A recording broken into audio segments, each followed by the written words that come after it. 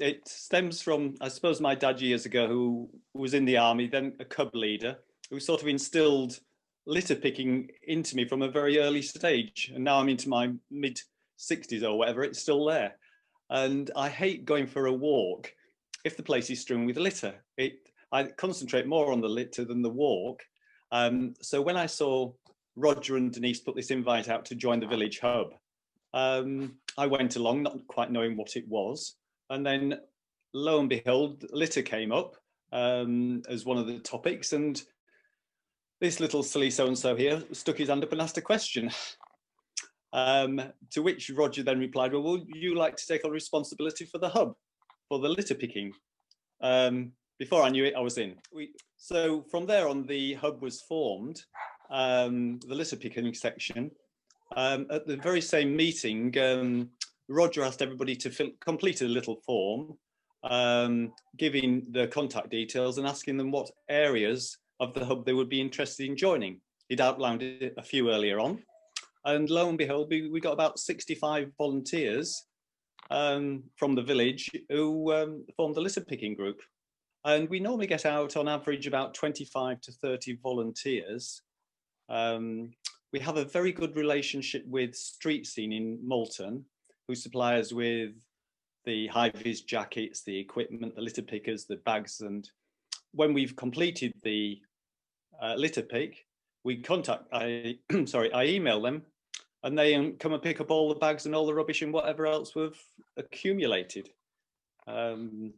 So the system works generally very well because we meet on a Sunday morning, normally sort of between 10 and half 11. As I say, everything's dished out. The people know exactly where they're going. We obviously have health and safety issues and insurance issues, which we deal with beforehand. I allocate certain areas to what people want to do as to what their capabilities are.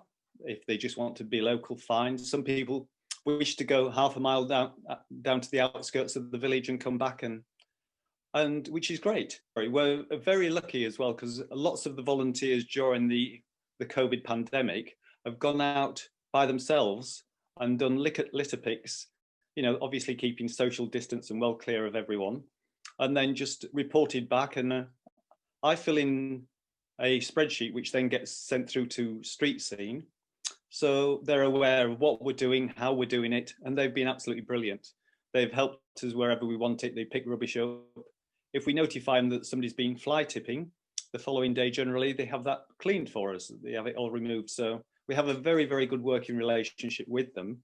When we first started and people filled in the actual little forms, some had been in the village for 5 years and didn't know anyone. Since they've joined the litter picking group, what we do is at the end of each litter pick, we have a room in the local institute, and my wife cooks a few cakes. We put on some tea and coffee, and we have a social for half an hour, chatting about anything and everything, what the hub's up to, what they want to do. And another part of the group has also taken on feeding anyone who wants to be fed. She actually feeds them in her own house. She pays for all the food or whatever else. And again, those who are feeling a bit lonely or in need of company can go along to these lunches.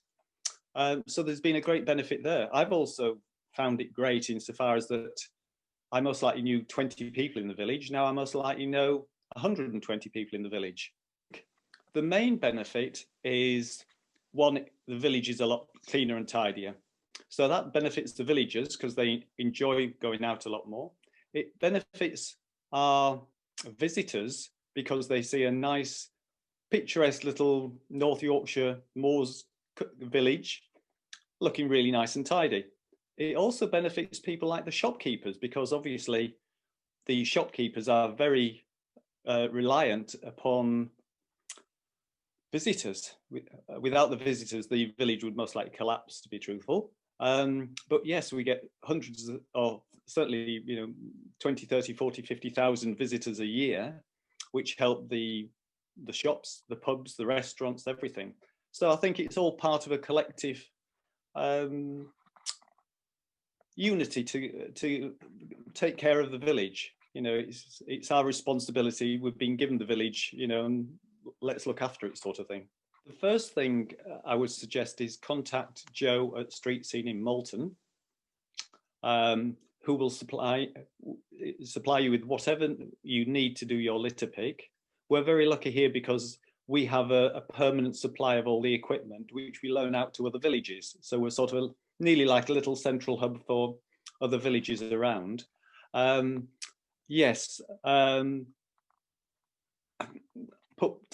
first thing I would do is obviously around the villages, put lots of posters up advertising people of what's going on, because there is such a momentum for people wanting to keep the place clean and tidy, or there certainly is here, that I think you'll get no end of response. And I know Pickering's doing a similar venture at the moment, along with Ebbston. And so there is this growing movement for wanting to get the place clean. You go for walks down the street or in the country, and I was out walking yesterday, and I must have come across hundreds, literally, of beer cans or pop cans or Coca-Cola cans or whatever else. So we know where the next litter pick will be. So yeah.